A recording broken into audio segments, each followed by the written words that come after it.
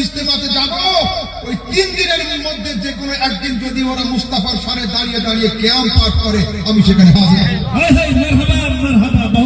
হাতির যে দাঁত দেখা যায় ও দাঁতে হাতি খায় না, আর যে দাঁতে খায় সে দাঁত দেখা যায় না। তো তবলিগি ভাইদের উপরে আছে নামাজের দাঁত, রোজার দাঁত, হজের দাঁত, যাকাতের দাঁত, আর ভিতরে আছে মিলাদ খাওয়ার দাঁত, কিয়াম খাওয়ার দাঁত, উরুস খাওয়ার দাঁত, ফাতিহা খাওয়ার দাঁত, আর সুন্নিদের আকীদা ধ্বংস করার দাঁত। 1 নম্বর প্রশ্নে আসছে আহলে হাদিস, তবলিগি জামাত, দেওবন্দি, জামাত ইসলামী, এতে সুন্নি ছেলেদের যাওয়া যাবে কিনা? জামাতি ভাইরা বলে ভালো কথা বলি, হাদিস কোরআনের কথা বলি, এগুলোতে গেলে অসুবিধা কি? এটাই মানে এই যে ওদের ইজতেমা হচ্ছে বা আরো কিছু সভা হয়, এতে সুন্নিদের যাওয়া যাবে কি? দেখুন, হাতির দাঁত কারা কারা দেখেছেন? হাতির দাঁত দেখেছেন? 1 মাইল 1 কিলোমিটার দূর থেকে হাতির দাঁত দেখা যায়। হাতির যে দাঁত দেখা যায় ও দাঁতে হাতি খায় না, আর যে দাঁতে খায় সে দাঁত দেখা যায় না। তো তবলিগি ভাইদের উপরে আছে নামাজের দাঁত, রোজার দাঁত, হজের দাঁত, যাকাতের দাঁত, আর ভিতরে আছে মিলাদ খাওয়ার দাঁত, কিয়াম খাওয়ার দাঁত, উরুস খাওয়ার দাঁত, ফাতিহা খাওয়ার দাঁত, আর সুন্নিদের আকীদা ধ্বংস করার দাঁত।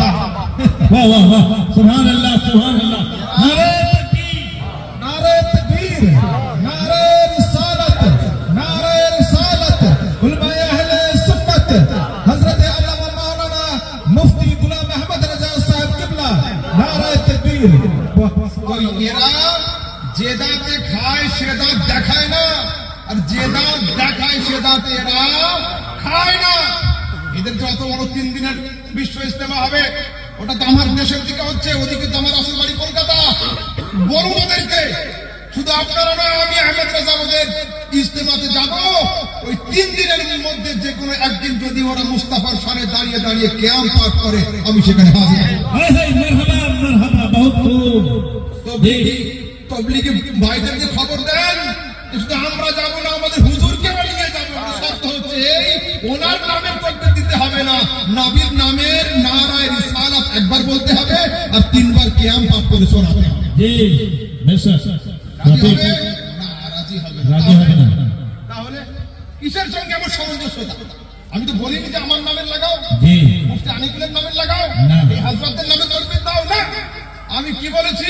নারায়ে রিসালাত ইয়া রাসূলুল্লাহ বলো, আর ইয়া নবী সালামু আলাইকা করে সবাইকে নিয়ে দাঁড়িয়ে দাও। এটাই তো শর্ত। আর তোমরা জামাত নিয়ে হিন্দুস্তান পাকিস্তান ছেড়ে লন্ডন চলে যাচ্ছ, চলো।